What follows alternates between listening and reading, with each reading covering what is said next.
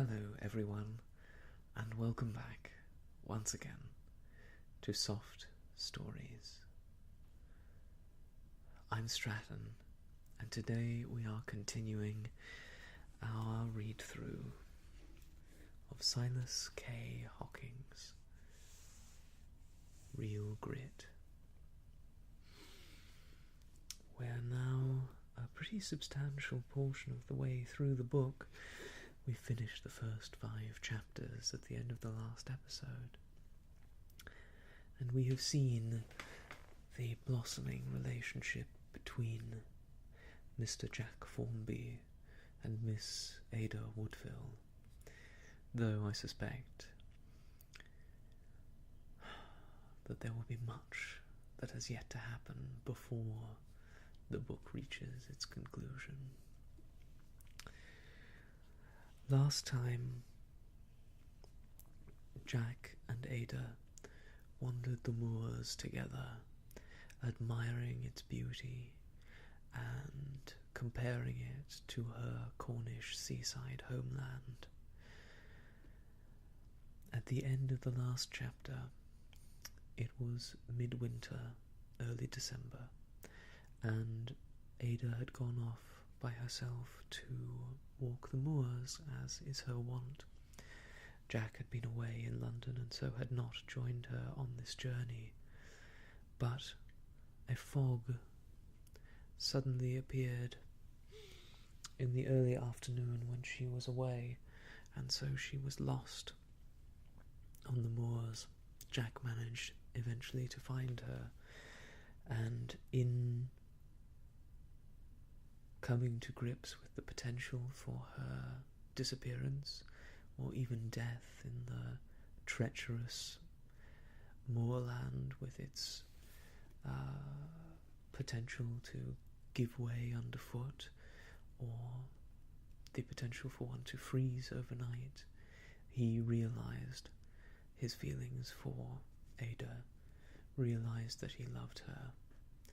And though we saw a little bit of the Victorian sensibilities regarding the agency of women, which I do not support, this book is very much of its time, both in its religious attitudes and in its rather stereotypical gender roles. I still find it to be an engaging story, but perhaps we should not be taking dating advice from any of these characters. At any rate, Jack and Ada were found on the moors by Dick Netherby, her cousin and his friend, and were returned home. So let's pick up there with Chapter 6, Random Shots. On the following day, Jack Formby felt little, if any, the worse for his adventure. 10 hours of unbroken sleep had completely restored his exhausted energies, and when he sauntered out into the garden after his late breakfast, he was disposed to think very lightly of the part he had played on the previous evening. It was by no means a pleasant morning, and after making the round of the stables, he returned to what he called his den, a small room that had once borne the more ambitious name of study. Here he threw himself into a deep easy-chair and lit a cigar, and prepared to kill time in his usual fashion. He certainly looked the very picture of contentment, as with his eyes half closed and feet on the fender, he watched in dreamy fashion the smoke wreaths curling above his head. Naturally, his thoughts turned to the events of the previous evening, and to a contemplation of the fact, which he no longer attempted to hide, viz., that he was in love with Ada Woodville. All that he had seen of her had tended to deepen his first impression and strengthen his first attachment. Among all the women in the world, she, in his eyes, was fairest and best. He was sure that she was as good as she was beautiful, and to win her love would now be the crowning ambition of his life. So far, the fates had been kind to him, and he had little doubt, considering his position, and especially the service he had rendered to her, that she would receive his attentions with favour. What obstacle could there be in the way of their union? As far as he could discover, none. It is true she was poor. At least his cousin Ralph had hinted as much to him. But that was no obstacle at all, seeing he would have enough for both. In the matter of birth and education she was quite his equal, and in the all-important question of love, he had every reason to think that she was not indifferent to him. At first he was half disposed to regret that he had not declared his love before they had made that life-and-death struggle to climb the Clos side. But a little reflection convinced him that he had acted a much better part, and one that was much more likely to command him to the object of his affection. One thing, however, he was fully resolved upon, and that was to declare his passion at the first opportunity.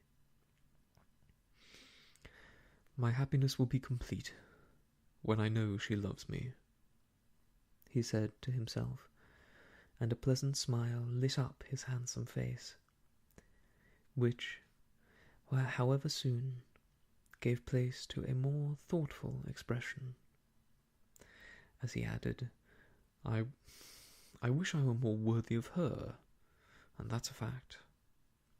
I'm just a great, indolent ne'er-do-well, and nothing more. I wonder why the Almighty fettered my spirit to such a clod, for I have a feeling, sometimes, that there are makings of a man within me, and yet whenever I come to the point of making the effort, I am like a bird that suddenly discovers that its wings have been clipped, and I drop down, helpless and disheartened. But then what does it matter? There are plenty of people in the world to do all that wants doing without my aid, and I may as well take life easy.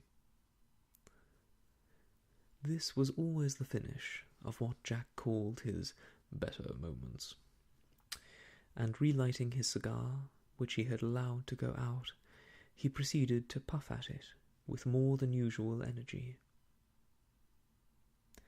He had scarcely finished his cigar when there came a knock at the door of his den, and a moment later Dickham Netherby entered. "What, Netherby?" said Jack, rising quickly from his chair and advancing to meet his guest. "Glad to see you."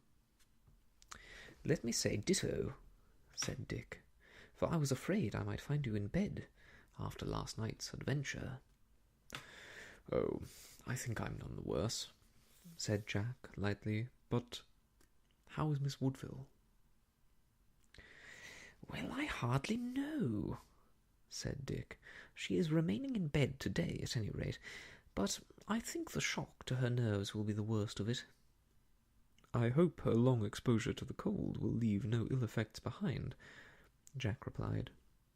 "As regards myself, I had no chance of getting cold."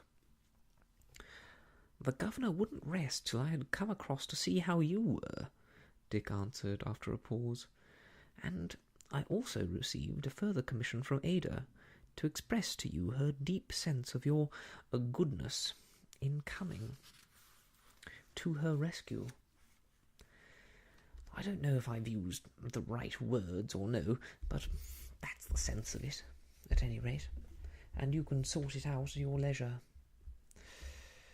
"Thanks," said Jack with a drawl and a serio-comic expression. "Thanks awfully, dear boy, but there was no necessity for it, I can assure you." Dick made no reply to this. He was so thoroughly matter-of-fact himself that he could never understand Jack when that individual was in his lighter vein. A somewhat awkward pause was in danger of ensuing when Jack produced his cigar-case, and under the influence of the fragrant weed, conversation flowed freely for the next half-hour. We shall not attempt to reproduce the conversation, as it has no bearing on our story. Jack was careful to say nothing to Netherby of his feelings towards Miss Woodville, and if Dick guessed his secret, he was too well bred to make an allusion of it. Jack's hope of making an early declaration of his love was not realized, for the nervous shock in Ada's case was succeeded by a severe attack of rheumatic fever, and for fully 2 months she was unable to leave her room. This was a severe disappointment to our hero. In fact, it was the first great disappointment he had ever experienced in his life.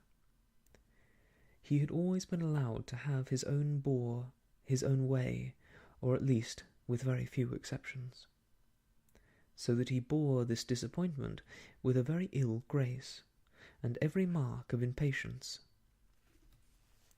For the first week he raved about his den like a caged lion, but when tidings reached him that Ada Woodville's life was in danger, he grew suddenly calm, and for the next month appeared to be what the old butler called in the sulks. Most days he walked leisurely across to Netherby Hall to inquire after Miss Woodville, but his manner was so unconcerned, and the few words he spoke drawled out in such an indifferent way, that no one guessed the true state of his feelings. During those days he saw very little of his father, and when he did see him, he was in no mood for conversation. It was understood that the markets were in a very uncertain state, and that very little confidence existed in the commercial world. There were whispers about that Robert Formby was in danger of being badly bitten.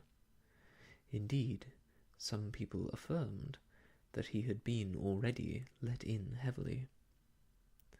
But such talk produced no uneasiness in the Bodelford Exchange.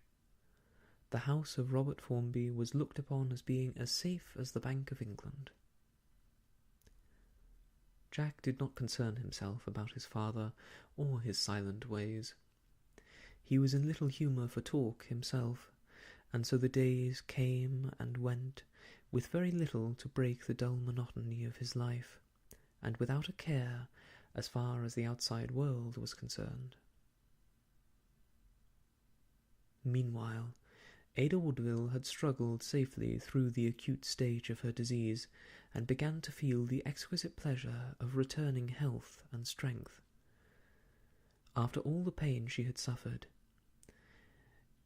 it was just bliss to live, she expressed, and though she was yet so weak as to be utterly helpless, yet she was conscious, as she lay dreamily watching the shadows play upon the wall, that her strength was gently flowing back, while daily every sense became more and more acute. As she looked back upon the weeks of suffering through which she had passed, everything seemed confused and chaotic. Even that terrible night upon the moors she had for a while no distinct impression of, while the people who came into her room and went away, the conversation that was sometimes carried on in her hearing, the sounds that floated into her room from the outside world, were but as faint impressions of a dream. But with returning strength, the people who came to see her assumed a distinct individuality.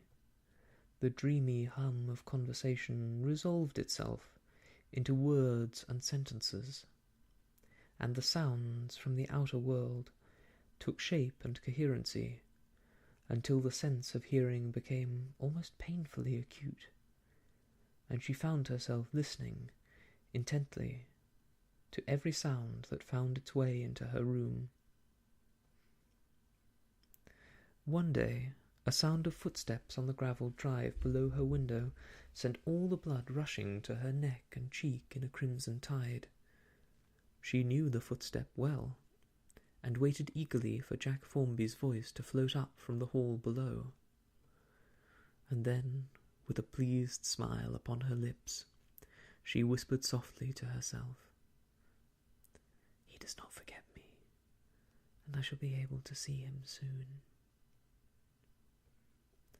He seemed to her like a very dear brother, at least she flattered herself with that idea. He had always been so kind and gentle that she could not help liking him, and she would always look upon him as one of her dearest friends as long as she lived. Of course, he was not her ideal. So she had told herself a score of times, and so she had told Kate. And once, many weeks ago now, when Kate had hinted something about her throwing herself in his way, she had burst out in vehement denial, and declared that Mr. Formby could never be to her anything more than a friend, that she would be false to all that was best in her life, and to all the traditions of her family, even to think of uniting her life to a man who had no ambition and no object in life. She meant it then. She meant it still, at least she imagined she did, which was much the same thing. The idea of Jack Formby in any other relationship than that of a friend had never crossed her mind. During her illness no word of reproach or blame had passed the lips of any of the Netherby family, nor was any allusion made to Jack, or to the service he had rendered. But when Ada was able to leave her bed once more, and sit before the window in the pale wintry sunshine, Kate found it difficult to repress her feelings any longer, and broadly hinted to Ada that she had paid dearly for her folly and indiscretion. "I do not think I have been indiscreet in the sense you mean, Cousin Kate," Ada answered with heightened colour. "Of course, allowance must be made, darling, for your primitive mode of life ere you came to Netherby Hall," Kate answered with scarcely concealed sarcasm. "And then the prospect of having a handsome and pleasant companion in one's rambles must be a strong inducement to such an impressionable little saint as our cousin happens to be." "That is most unkind of you, Cousin Kate," Ada answered, feeling the warm blood tingle to her fingertips. "You know I love the country for its own sake, and the moors remind me of home, while that afternoon on which I got lost I did not know but that Mr. Formby was in London." "Fie, fie, little cousin," said Kate, coming forward and kissing her on the forehead. "You must not get excited, or I shall have to leave you alone. I am not blaming you for admiring Jack Formby."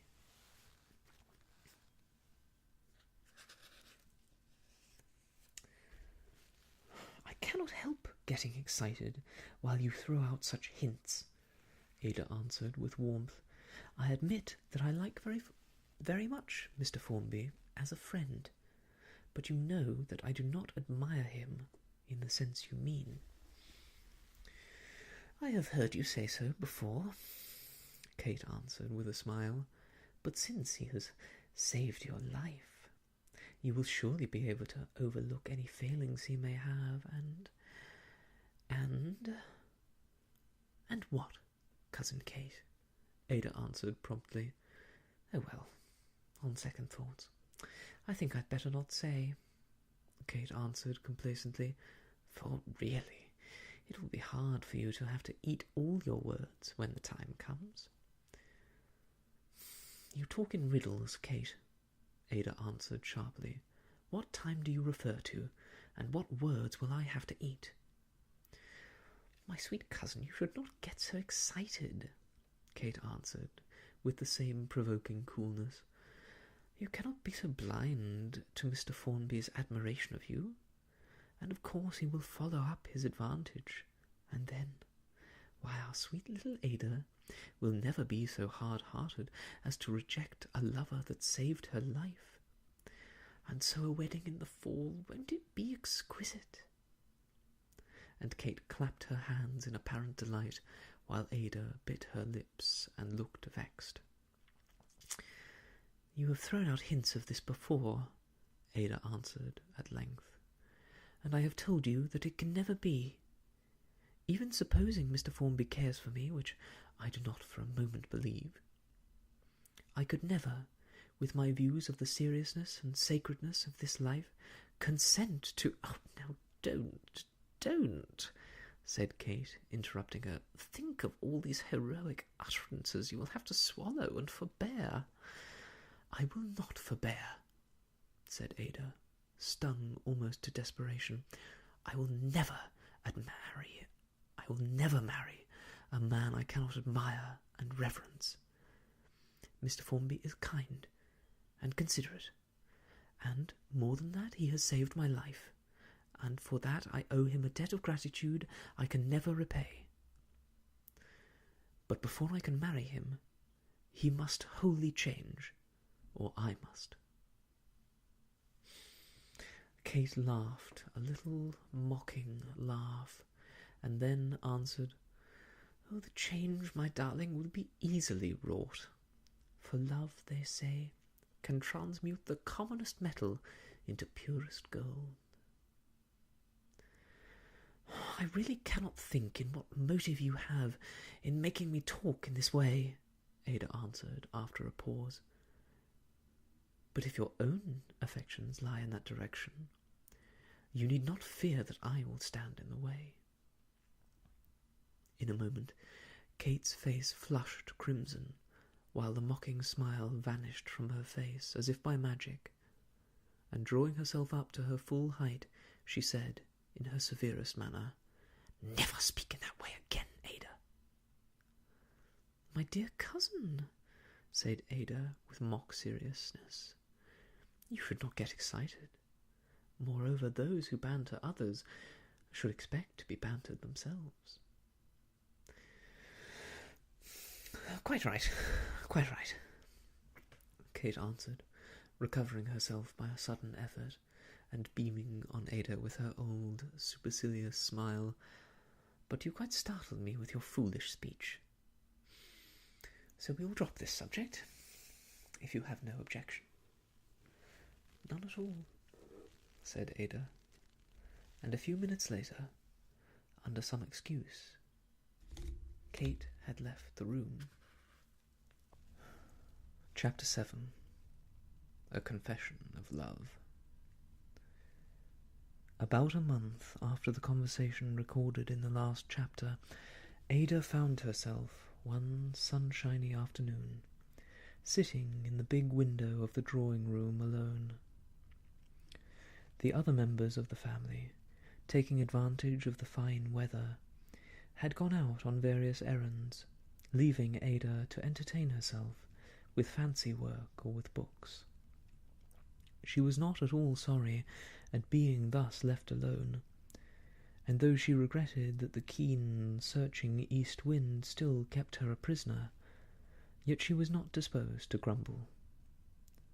From her seat in the window she could command an extensive view of the country, which, in spite of the sunshine that was flooding the valley and hill, looked wintry and bare.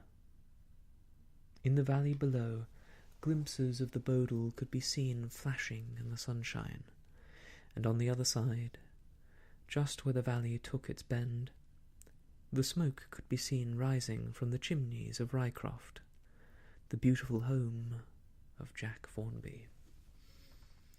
She had been trying to read earlier on, but the effort was, evidently, too much for her, for she had laid the book aside with a sigh, and was now sitting with her elbows on the arm of the chair, and her chin in her hands, gazing dreamily out over the broad expanse of hill and dale.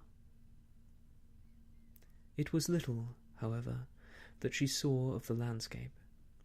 She was too busy with her thoughts to pay much heed to anything else, nor were her thoughts altogether pleasant. One or two things had transpired during the last few weeks that had perplexed her greatly. She had noticed that when Jack Formby had called at the house, she had frequently not been informed of the fact until he had gone again. And though she had met him several times, there had always been company present, so that she had never yet had an opportunity of thanking him, as she desired to do, for the service he had rendered her. But when Ralph Formby had called, it had always happened, somehow, that the other members of the family were busy, so that she had frequently been left alone with him, as much as an hour on the stretch. This had become so marked that she could not fail to notice it. Moreover, Ralph Formby had begun to pay her more attention than was pleasant to her, and though she had always regarded him as almost her ideal of an English gentleman, the idea of being her lover was positively distasteful to her. As a friend she liked him very much. She admired his handsome presence, his agreeable manners, and more than all his large-hearted philanthropy, of which she had heard so much. But to have him near her, speaking soft words of flattery, seemed so little in harmony with his true self that it gave her positive pain. She began to feel, after a while, that she was the object of a small conspiracy, that Kate and Mrs. Netherby, as well as Ralph Formby, were working towards one end, and she naturally resented any such interference. It seemed very evident that a little plot had been laid to keep her and Jack Formby apart, while Kate, with deliberate purpose, had got her to speak of him after the manner she had done. She regretted, now, that she had not been more guarded over her tongue, for whatever might happen, she could never go back, unless she could submit to the humiliation of eating her own words. Not that she supposed she would ever desire to go back, for from the hints she heard from time to time, Jack showed no disposition to amend his ways. Indeed, from all accounts, he was more idle and lethargic than ever. Still, whatever he might be, he had been a good friend to her, had rendered her a service that she could never forget, and she resented any attempt on the part of Kate or anyone else to keep them apart. "Kate shall see," she said to herself, "when the fine weather comes, whether I am to be treated as a child, or as though I had no will of my own. Let these east winds get over, and I will be out on the hills and moors again, and then, why, then we shall see." And she laughed softly to herself, as though the idea of thwarting her cousin and spoiling her little plans would be a very pleasant affair. The next moment she turned her head with a start, as a footstep on the gravelled drive outside fell upon her ear. "It's Mr. Formby himself," she said, rising from her chair and clasping her hands, while the warm blood suffused her neck and face. "Shall I see him, or shall I not?" And for a moment she stood irresolute, with her eyes bent upon the floor. The next moment she drew herself up proudly. "What a bundle of contradictions I am," she whispered softly. "Here I have been for weeks almost longing to see him and to thank him, and now when I have the opportunity I have so long wanted, I hesitate. Of course I will see him, come what may.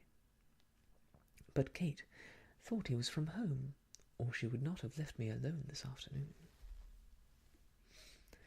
The next moment, one of the maids entered with Jack Formby's cards. "Show Mr. Formby in," she said, and advanced towards the door to greet him. For a few seconds Jack seemed the more embarrassed of the two, and stammered out some lame apology for calling at such a time. But Ada's genial welcome soon put him at his ease, and with careless grace he dropped into a large chair in front of the fire, and began to talk in his old careless style, as though being alone with Ada was the most natural thing in the world. Naturally, the talk turned on the weather, and Ada expressed the hope that she would soon be able to get out on the hills again. "Do you know, Mr. Formby, I have been quite jealous of you for weeks past." "Envious of me?" he said, lifting his eyebrows in surprise. "I have indeed," she said. "While I have been a prisoner shut up in one room, you have been able to take your accustomed rambles and commune with nature to your heart's content." "Oh, I haven't had a ramble in the hills for months past," he said, with blunt truthfulness. "Never, in fact, since that night you got lost."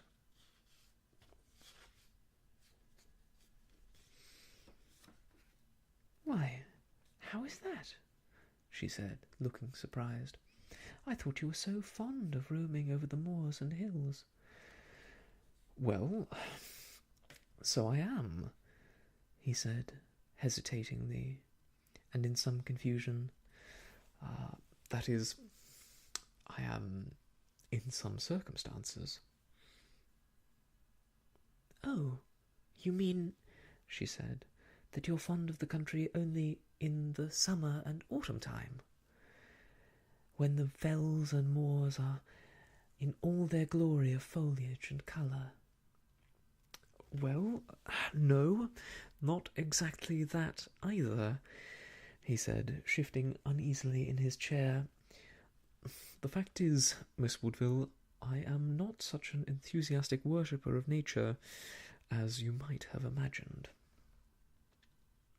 "Well, you do surprise me," she said, looking a little pained. "I thought you were as passionately fond of the hills and moors as I am." "Well, I am fond of them, after a fashion," he said, "but candidly, the exertion of a long ramble alone is too much for me." "But the exertion was not too much for you last summer," she answered. "And cannot you guess the reason of that, Miss Woodville?" he asked. "Indeed, I cannot," she replied. "Then I fear I must own to have been a sad hypocrite," he said, with some little hesitation, yet with an earnestness of tone that carried the full meaning of his words to Ada's mind and heart. For a moment she did not reply. She seemed to be struggling with some deep emotion, and when she spoke again her voice was low and tremulous. "I have a duty to perform, Mr. Formby," she said, "a duty which has been too long delayed, and yet the delay has not been through any fault of mine. You must not think, because I have been silent, that I am insensible of the obligation under which I am laid to you, or that I am ungrateful for the great kindness, aye, more than kindness, that you have shown me. I know that I owe my life to you, Mr. Formby, and I take this, the first opportunity I have had of thanking you, and thanking you from my heart." He did not attempt to interrupt her while she was speaking, nor did he reply for several seconds. He kept his eyes steadily fixed upon the fire, as though debating what answer he should make. Ada watched him narrowly and almost admiringly. She had not often seen him with his head uncovered, or with such a serious expression upon his face. Certainly there was nothing weak or vacillating in his appearance. The broad, open forehead, the clearly cut profile, the finely chiselled mouth and chin, gave unmistakable evidence, if physiognomy counted for anything, of strength and determination.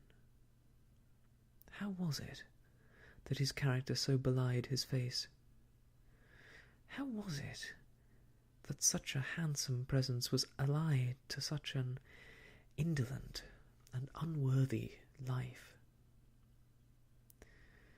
I am sure he would be noble under other conditions, she said to herself, and then almost started as he turned his eyes suddenly upon her and spoke out the words that were in his heart.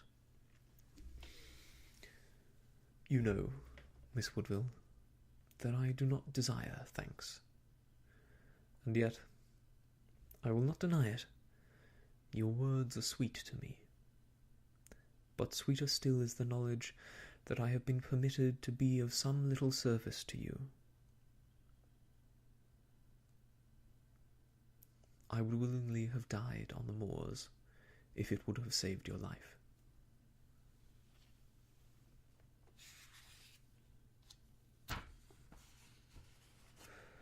Nay, do not interrupt me, he said, seeing that she was about to speak. Hear me out, as I heard you, and then speak on. You know that I am not much given to sentiment or romance, and until I saw you, I never thought of love. But from our first meeting, you have stirred my heart in some strange way, and the impression made at our first meeting has been deepening ever since. I did not know what it meant until that night you were lost on the moors. It was then only that I woke up to the fact that I loved you with all the strength of my nature. I never loved before. I do not think I shall ever love again. You, to me, are above all else in the world, and whether you ever love me in return or no, I shall love you all the same, and go on loving you until I die. And if there is a world beyond this, why, I shall love you there. I see you're surprised that I talk to you in this matter-of-fact fashion, but I have been schooling myself to patience for months, and I have decided long since that I would say to you, if I ever had the opportunity of speaking with you alone. Now, hear one word more, and then I will be silent. Silent until death, if you wish it. I know that I am not worthy of you. I am full of faults, with scarcely a redeeming quality, but if you could love me, ever so little, I think I might become worthy of you, perhaps, in time. I do not know, but at least I could try, and with your love to inspire me, what might I not do? You're afraid to trust me. I can see it in your eyes. Well, so be it. If I cannot do, then I will bear and suffer. And if you send me forth comfortless, I will go, and will not murmur. When he had done speaking, he turned his face towards the fire once more, and seemed to be communing with himself, rather than waiting for her reply. For a while she could not speak. His words had stabbed her like arrows, and showed her how false had been her estimate of him. This was no weak-headed, vacillating youth that had spoken love to her, but a strong, patient, determined man, a man of high principle and dauntless courage, a man to whom any woman might be proud to give her love. And yet she must send him away without a word of hope. She knew that she might love him. Aye, perhaps she loved him now. Only she had not courage to question her heart. But after what she had said to Kate, she could not go back. No, she could not go back. But might she not speak to him as freely as he had spoken to her? Tell him that she could never link her life to one who had no purpose in the world, no enterprise and no ambition? But that if he would leave his old life behind him, and start on a different course, break through his indolence and sloth, and give the powers he undoubtedly possessed a chance, then, perhaps, she might love him.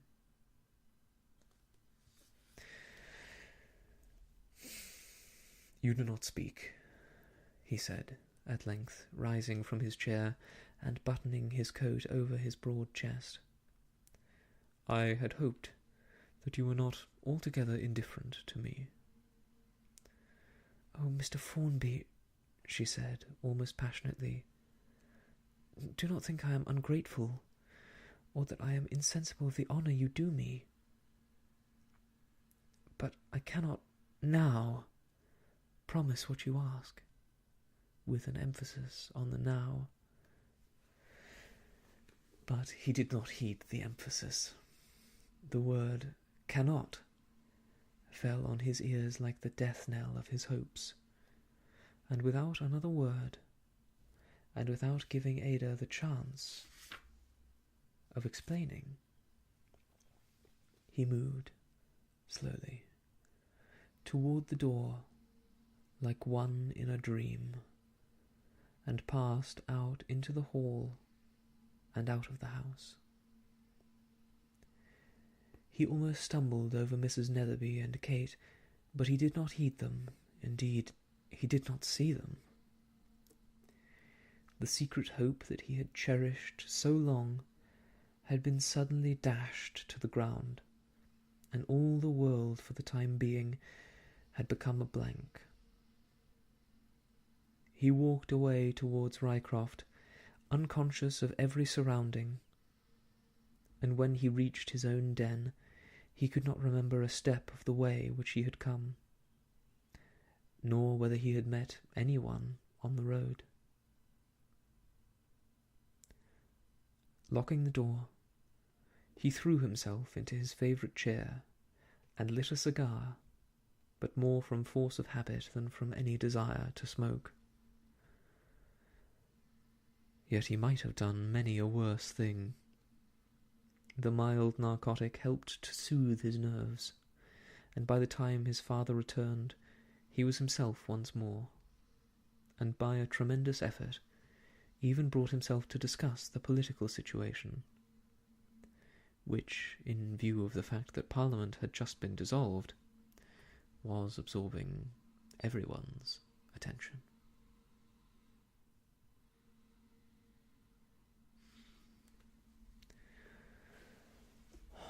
And that is where we will end for today.